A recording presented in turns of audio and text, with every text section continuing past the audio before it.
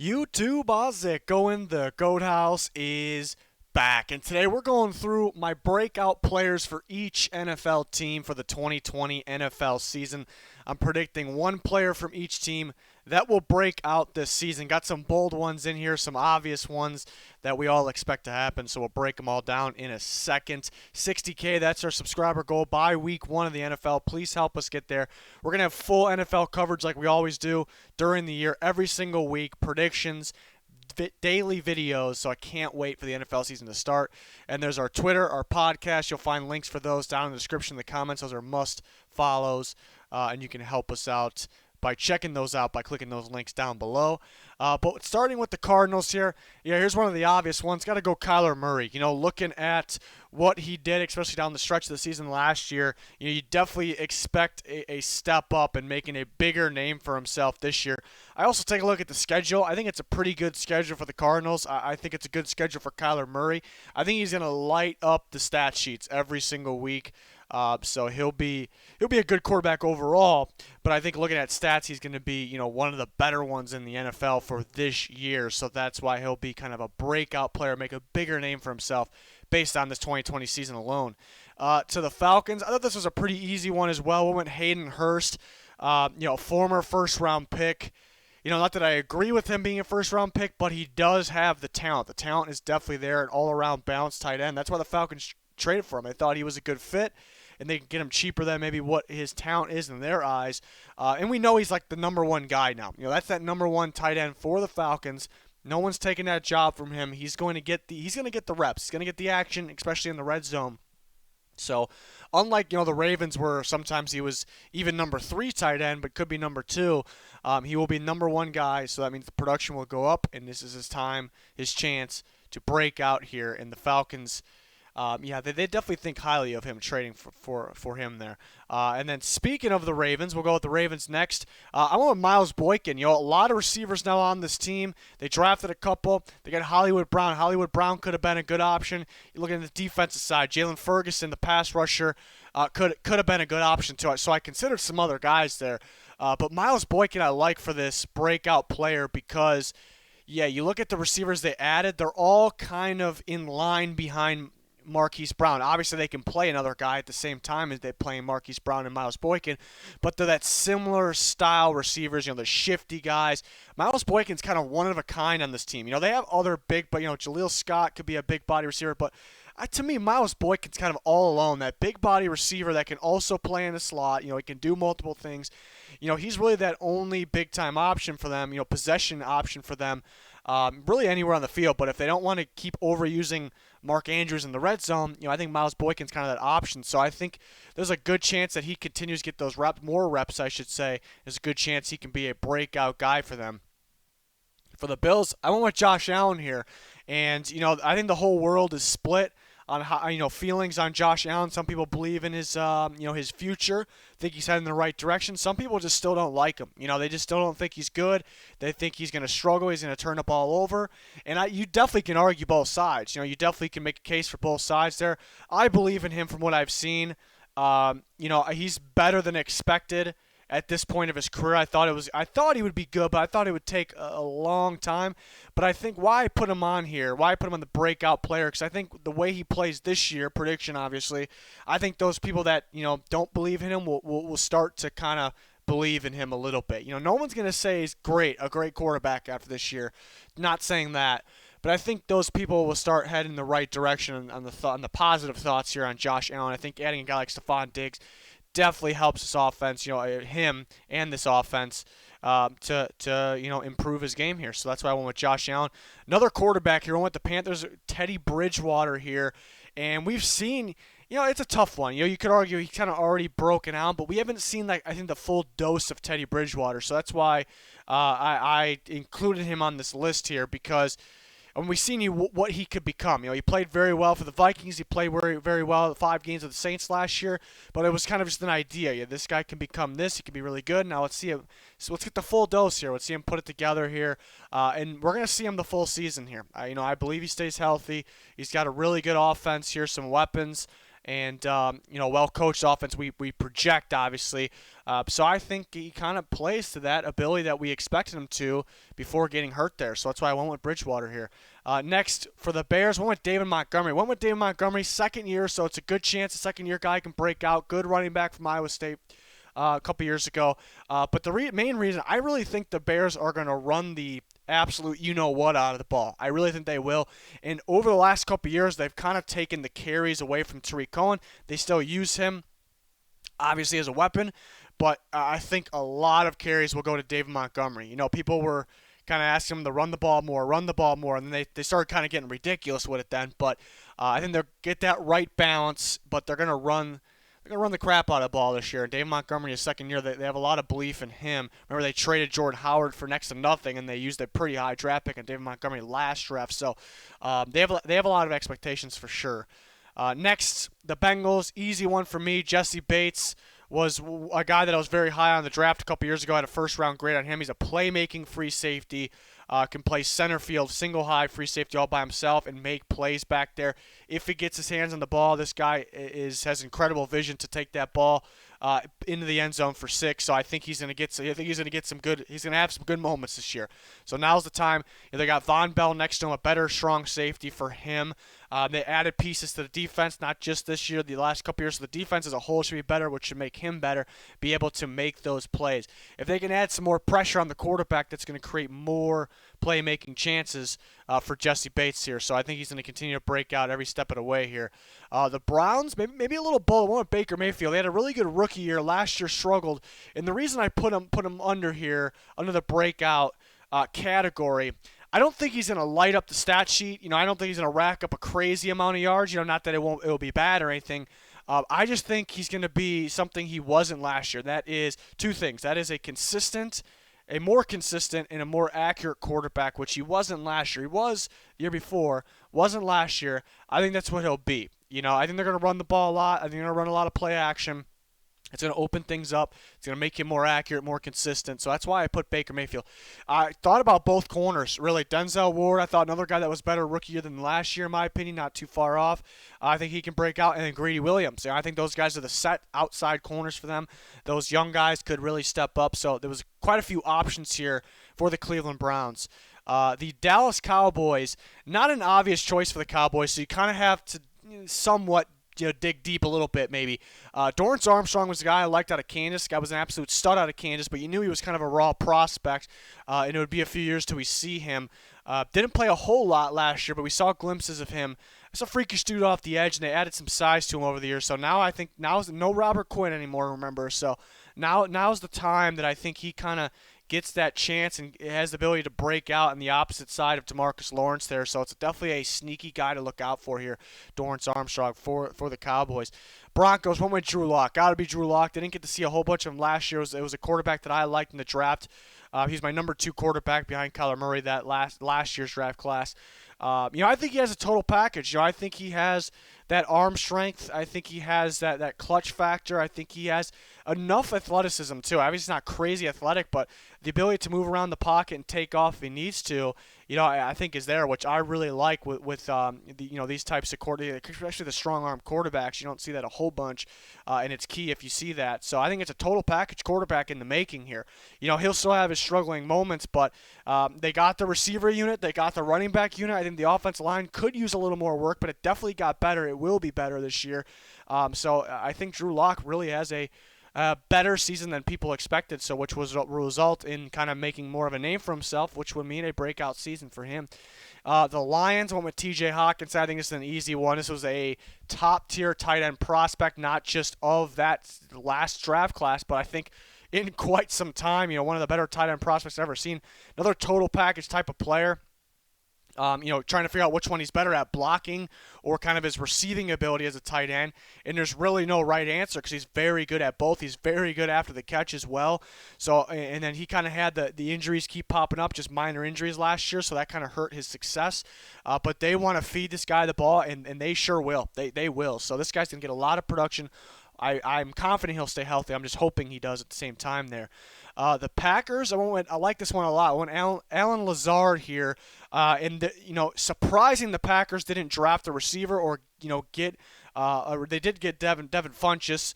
You don't know 100% what to expect from him, but actually a similar style receiver from Alan Lazard. So they can, I guess, take each other's reps away. But everyone still expected him to get kind of a long-term option, to kind of really pair with Davante Adams. And it was surprising that they didn't, but there could be a reason why, and that reason why could be Alan Lazard. He was starting to kind of heat up. You see Rodgers liked him a lot. Those plays where Rodgers is known for where you can't really go to the first option. You kind of got to scramble a little bit and kind of launch the ball. Those moments on third or even if it's fourth down, those balls seem to be going to Alan Lazard, and I seen more chemistry and more confidence with the two, with Aaron Rodgers and Alan Lazard here. So I think that's why he can definitely be a better option. Actually, could be their number 2 option there after Davante Adams. So definitely a sneaky guy to look out for there. Texans, I love this one as well. Charles OMENIHU, who was a guy I had a first-round grade out last year, and the Texans stole him later in the draft. It's such a perfect fit, I think, in front of and inside of Whitney Mercilus there. It's kind of that hybrid. He's a defensive end, but is he a better edge rusher, run stopper? He's an edge rusher that can play on the defensive line there almost, or a pass rusher that can play on the defensive line. And that's right in front of Mercilus, who, he won't have his hand in the dirt there as a pass rusher. So I think it's kind of a perfect pairing. It could be like that pairing, maybe not as good, but we've seen Armstead have success out of nowhere with the Niners last year. I think OMENIHU is that style of player, and Mercilus kind of playing the D Ford role there. So that's something we can compare it to and how this guy can break out and what matter. I think a lot of action after the quarterback, I think. So and he's shown the flashes when he was in there last year for the Texans. So get him in there more in his second year, and he'll have the production. The Colts, I went with KEMOKO TURAY, who I think is will be the starting pass rusher, edge rusher outside of Justin Houston there. He had the ankle injury last year. They kind of played it safe with him, held him out for the remainder of the year. But this can be a highly productive pass rusher here. A couple years ago out of Rutgers looked like a very solid prospect. Wouldn't be surprised if this guy, KEMOKO TURAY, led the team in sacks there, actually, battling Justin Houston and maybe even DeForest Buckner from the inside. But TURAY, if he's healthy, he'll be pretty productive young pass rusher here. The Jaguars, we went a little bold here. We went a veteran, we went with Chris Thompson. We know Fournette, not really happy there with the Jacksonville Jaguar being there, I should say. But he's going to play. He's going to be their number 1 back. He's going to get the carries, but how many reps will he get? How many snaps will he get? Chris Thompson, familiar with this offensive scheme, and will be, he's got to stay healthy. Maybe it's a little bold to some people, but I think he's actually one of the better receiving backs in football. I thought he's kind of proven that, but he's never been able to prove that, kind of long term, throughout a whole season and kind of get somewhat of a load. And I think they use him quite a bit here, both running the ball and throwing the ball in the backfield, downfield. So I use him quite a bit. It's gonna be kind of a breakout season for a veteran player here. To the Chiefs, one with BREELAND Speaks. Speaks was injured last year. He was on IR.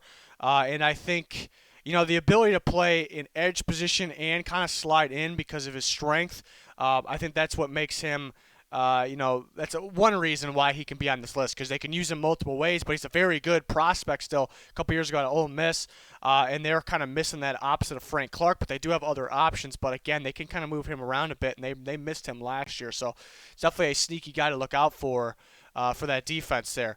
The Chargers, I'm going to go with DRUE TRANQUILL there. I thought he started to really improve as the year went on. Was just a rookie there, going at the end of last year, down the stretch.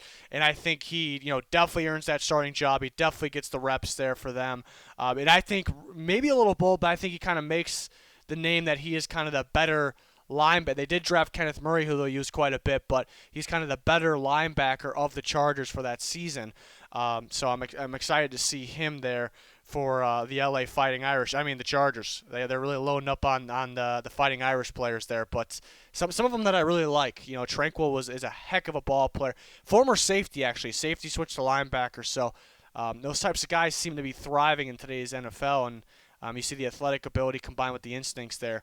The Rams, I went Darrell Henderson. They did draft Cam Akers, which it's a toss-up. Which one will get more of the load? I actually think about 50-50, but Henderson didn't get those in that 50 last year, which I thought he should have. Very good back, catching the ball out of the backfield and even downfield. Home run hitter guy if you get the ball in his hands. So I think he's going to have those. Akers might get more carries. I think Akers will probably get more carries. I think Henderson will have those home run moments, those big play moments for the Rams. So wish we saw more of them last year, but it's almost a guarantee we see more of them this year. So excited to see him. The Raiders went with Nick Witkowski, new player for the Raiders. They get him from the Bears, and he was more of like a really good depth guy, rotation guy for the Bears.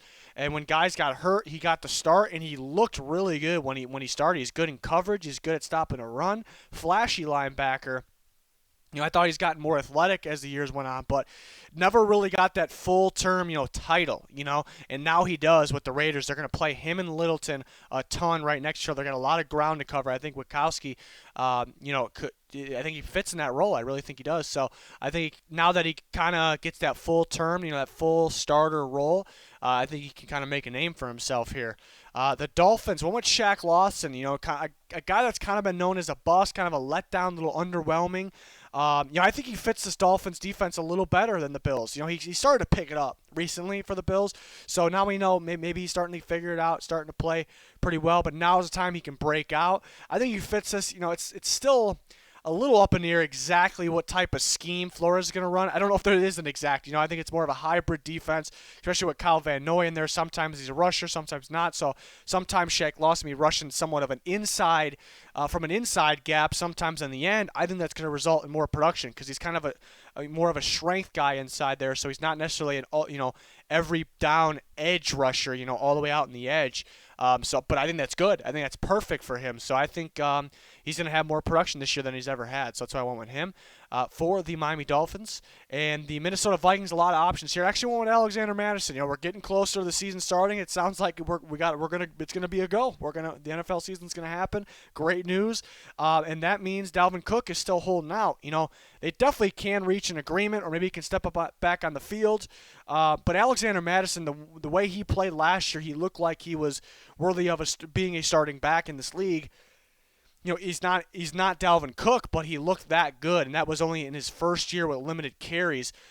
So one thing, if Cook doesn't play, Madison's going to get a crazy amount of production than we compared to what we expected. If Cook does play, I do expect Madison's snap count to go up, and I expect him to get better based on what he showed us just as a rookie. And you've seen Cook kind of get beat up as the year goes on. We've seen him look like maybe the best back in football early last year and then kind of get worn down. So if Cook does play, I expect more of a split, kind of to save Cook a little bit earlier in the year. So that's why Madison could be a breakout player, either or, if Cook is playing or if he's not. But yeah, thought about Irv Smith, their rookie tight end last year. They're going to get him the ball more. Thought about Odenigbo, could be their starting pass rusher opposite of Daniel Hunter. And Mike Hughes I thought about as well. Coming off an injury a couple years ago, I think he was a first-round guy for a reason. I thought he can break out this year, whether he's playing outside or slot. Patriots was very close to going Chase Winovich. That was a very solid option here. But went with N'Keal Harry. I really like me some N'Keal Harry. I think, last year sat out with a minor injury, came back, and it's kind of, as a rookie, it's kind of tough just getting thrown in there. So it took him a little bit of time. They didn't use him a whole bunch. When they kind of threw him the ball in the red zone, I thought he made a big play. When they gave him those end arounds or screen passes, I thought he made a big play. So I think it was a matter of just getting him the ball more, but getting him the right plays too.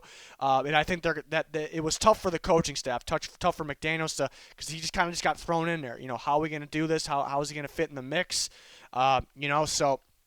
And they traded for Sanu, so they're kind of forced that a little bit. So I think more time here, another off season, second year for this. It's a freaky type of receiver. So they're going to work on that playbook for him. I think the playbook is actually going to be, they're going to add some things just for N'Keal Harry. You throw in Cam Newton, I think N'Keal Harry is a perfect receiver for Cam Newton.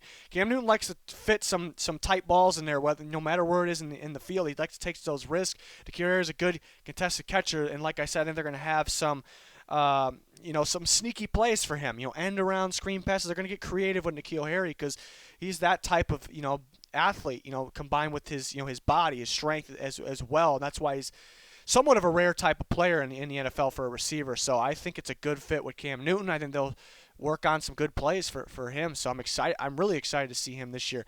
Saints want Marcus Davenport. I guess it's about staying healthy for him. They traded up. They traded a lot to get him a couple years ago. It's because it was a very high ceiling pass rusher. You didn't expect too much from him early on in his career. And I think for his reps, I guess him being out at times, so for the amount of snaps he played, I think he's been pretty damn productive. So I think just stay healthy, get on the field. I think he's going to get better and better, so we can start to see the sack numbers go up here, opposite of Cam Jordan there. On the defensive line for them in their 4-3. The Giants went with Lorenzo Carter, another guy a few years ago that I liked out of Georgia, and we all knew he was kind of a raw prospect because what is he going to be? He was kind of like a hybrid player. Is he off the ball linebacker, outside linebacker, or is he an edge rusher outside linebacker? The Giants with their 3-4, as long as they continue to run that, he's obviously a pass rusher as he's been. So I think now that he's kind of settled into his position, coming out of Georgia, coming in the NFL, and then getting more reps, getting more experience, and kind of he might be their actual best pass rusher on their roster right now. With all that being said, I think he can start to break out. I think we could start to see some more production here from Lorenzo Carter, so definitely a guy to look out for. The Jets, easy one going. Quinnen Williams is a top-tier prospect for a reason. It's a freakish dude. He's almost just a kid still.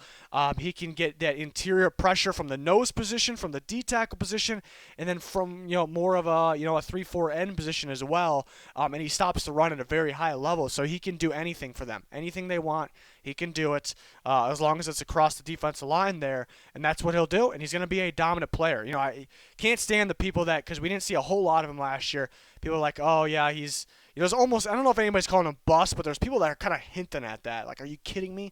This is a top-tier prospect for a reason. You cannot judge off 1 year. This kid's going to be a monster. As long as he stays out of trouble off the field, of course, which I think he will. Kind of a mess up, just him kind of being a kid, kind of being an idiot off the field. So I think he'll be good to go. Eagles don't have a obvious one, so you kind of got to dig a little deep here. But Josh Sweat was a really good prospect, talent-wise, out of Florida State. I liked him a lot. The reason why he dropped that as far as he did, a couple years ago, was the major injury concern. There was a major injury concern going back to high school with the knee injuries. So that is a legitimate reason why he dropped that far, even though he has that talent. But he has the talent. It's a really good pass rusher. And I know he's a depth guy for them because they have Brandon Graham and they have Derek Barnett. But I think the Eagles are going to get creative with their defense. It's kind of a prediction, but adding Javon Hargrave, having that nose tackle, and you have Fletcher Cox who can move around the defense line, and then you have Malik Jackson come back who I think thrived more when he was a 3-4 end, but kind of can play the 5 technique as well. You have Derek Barnett, who has experience at 3-4 end and as a 4-3 end here with the Eagles, 3-4 with Tennessee Volunteers. Brandon Graham's more of just a pass rusher. Josh Sweat thrived as more of a 3-4 outside linebacker at Florida State. So they have guys that can do a bit of everything. And I think adding Hargrave in there, which I talked about in the past, kind of gives them the ability to change things up. So I think they will, and they will use Sweat more as long as he's healthy. And he'll get after the quarterback. He will. He'll get the pressure. Steelers went with Deontay Johnson here. Really good flashes in his rookie year.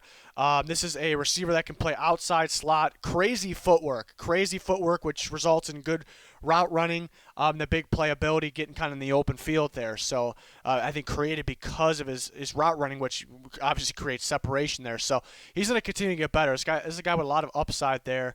And could, I've been saying some of these teams, especially a team like Steelers, need multiple number one receivers, and they may have found one to pair with Juju Smith-Schuster, and they got a couple other guys too. They got some tremendous depth, having James Washington and now Chase Claypool, who can do multiple different things. So I'm very excited to watch this receiver unit here for the Steelers. The Seahawks, not a lot of good options here. I had to go with L.J. Collier, even though it was a big-time letdown of a season. Last year. I had him graded as more of a 3-4 end, and the Seahawks drafted him for more of a 4-3 end. So I think that was a reason for the early struggles, because I thought he was more of a defensive lineman, more interior. But they're gonna try to develop him as, and they could move him inside. It wouldn't surprise me, but they're gonna try to develop him as a pass rusher. And there's really, there's really not too many options for them this year. They're kind of weak in that department, so therefore LJ Collier will get his snaps, he'll get his reps. Even though he was a letdown, he couldn't really get after the quarterback. You know, the guy had a pretty good tape at TCU. The talent is in there. It's just the Seahawks gotta get him going in the right spot. They got to get him developed. They got to give him the reps. So I think they'll do that, and he'll have. I don't think it's going to be a crazy season, but it definitely, I think, a step up from last year, and we can start to see. Okay, maybe that's what the Seahawks saw in him. The Niners.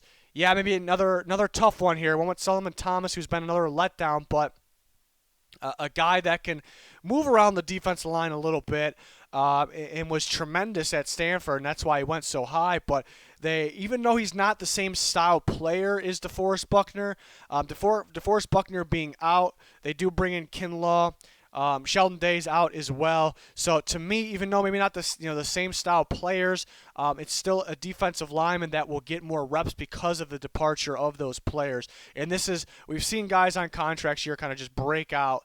This is the time here. So I think we can see a little more, again, nothing crazy, but a little more action from Solomon Thomas, which could result in more production. Tampa Bay Buccaneers went with Jamel Dean. This guy a year ago out of Auburn, talent-wise, first round written all over him, but we all knew he was going to drop a little bit because there was quite a bit of injury concern there. Stayed healthy last year down the stretch. They got him playing more down the stretch of the season, and he looked really good. Looked like their best corner, and they got some good young ones as well. So he looked very promising, and that was in a short kind of stint there. So stay healthy. This guy's going to be a legit cornerback because everyone knew how talented he was. He just dropped because of injury concerns. So if he stays healthy, there's really no question. He's talented, very talented. To the Titans, a lot of options for the Titans. Going with Rashaan Evans. Thought about Vic Beasley. I think Vic Beasley would play better ball with the Titans, but then I still think they could sign Jadeveon Clowney, which will take away snaps from Vic Beasley. Jonnu Smith, I thought kind of broke out last year, but I think break out even more this year. A couple guys like that. Rashaan Evans, it's another tough one because everyone knows he's a good linebacker. Everyone knows he's a good linebacker. I don't know if he gets the credit that he deserves, outside of Tennessee fan base maybe. And I think this year he'll kind of show that. And then I think worldwide we will know that, or maybe nationwide we'll know that, everyone will know that this is a legit linebacker in the making here. He does a lot. He can actually be more of a blitzing linebacker as well, kind of like getting after the quarterback a bit. So he's kind of an all-around linebacker, even though he's an inside guy. It's, mainly for the Titans. So I think he'll make a bigger name for himself. And then the Washington Football Club here, one with Jonathan Allen, another guy that we know his name. It's a good player, but I think he really breaks out this year in terms of the production. I think he really gets after the quarterback. Playing inside Chase Young or Ryan Kerrigan or Montez Sweat, whoever it may be, specifically, and then right next to Deron Payne, Matt Ioannidis. It's going to be tough to block this group. It's going to be tough. So that might mean he's going to get more lanes, open gaps. He might get, because everyone gets double team at one point. You might just see one guy at all times there because of the talent around him, but because of his talent. Because this was a top tier prospect. He dropped a little bit because of injury concern. He's a top tier prospect for a reason. He's going to have a very productive year and a step up year. So I think he will break out for that Washington team there. And that's going to wrap it up for all 32 NFL teams, breakout players for the season. Let me know your guys' thoughts. Smash that like button in the comments. Give me your breakout players. If you think there's a sneaky one that maybe I didn't have that you guys think could break out, let me know. We'll do more videos like this, more rankings, more predictions, and then in-season full NFL coverage. So you're going to want to subscribe, turn notifications on, and join us for all that. I cannot wait for the season to start. But that is going to do it for this one. Thanks, everyone, for watching. Goodbye.